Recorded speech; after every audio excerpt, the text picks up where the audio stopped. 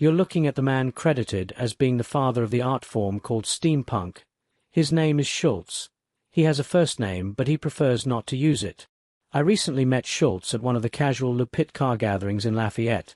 I had spotted his home-built 1949 Cadillac dual cowl phaeton named Contessa, and I went searching for its owner. And as soon as I spotted this guy wearing Western garb, I knew I had spotted its creator. I did a brief video interview with him on the spot, which I will play at the end of this short clip. Schultz was kind enough to invite me to his historic home in Martinez, and I jumped at the chance to see it and his artwork.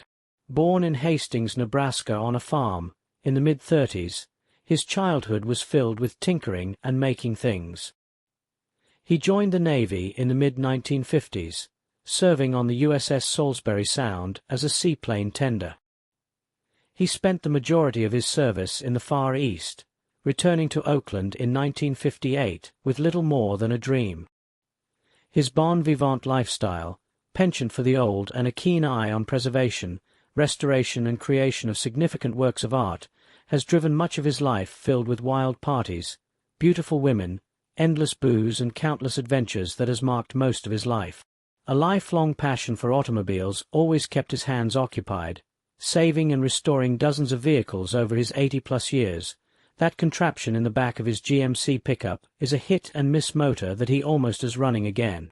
Also a major force in his life is the creation of sculpture from cast-off bits of heavy industry. These magnificent sculptures, built every day from the mid-1950s through to today, combine an amazing variety of form and breathe life and new function into each piece. His keen eye for form and his wild imagination have resulted in some of the first steampunk art ever produced, long before the genre itself existed. Schultz has branded his motorcycle an aero, and for a second I almost thought it might have been a former runner, Volkswagen jugs and all. It is of course my favorite work of art. This young lady, deemed Ava Gardner's sister, is sitting in the Schultz steam chair, one of his earliest pieces of steampunk art that Schultz did decades ago. The chair rides around on a pair of Essex motorcar wheels and is powered by a small vertical boiler. It's replete with a lovely small whistle to alert bystanders as it charges through. No story of Schultz, however short, can be told without at least a brief mention of his 16 years as an artist employed by the city of Oakland, where he created sets for Childrens Fairyland. Although he left the park almost 50 years ago, the whimsical sets he worked on, including Dragon Slide, The Owl and the Pussycat, Geppetto's Workshop, and Rub-a-Dub-Dub, 3 Men in a Tub, have made Schultz, as he now prefers to be called, a park hero. As Schultz will explain next, he was smitten with Ava Gardner. A brief note on the beautiful woman and the name Contessa. The Barefoot Contessa is a 1950s romantic drama film written and directed by Joseph Mankiewicz about the life and loves of fictional Spanish sex symbol Maria Vargas. It starred Humphrey Bogart, Ava Gardner, and Edmund O'Brien. Sorry about the borderline audio quality. There was quite a bit of background noise. Well, this is it's called the Contessa, after the movie Barefoot Contessa. I saw the movie in 1951 or so, and I went home and I was smitten by Ava Gardner, and I says, I'm going to build her an automobile. And so that's the automobile called the Contessa after her movie. And how long ago did you build it? I designed it in 51, and I found the drawings about 5 years ago in an old sea chest, and I said, I'm going to build that car. So that, I got the drawings out, and I bought that 60 Special in 1961 from the Cadillac garage, paid $900 for it. And then about 5 years ago, I cut the top of it off and turned it into the dual cowl phaeton I've always admired. But the drawings I did, the engineering and stuff I did with the help of, his name was Frank Hershey.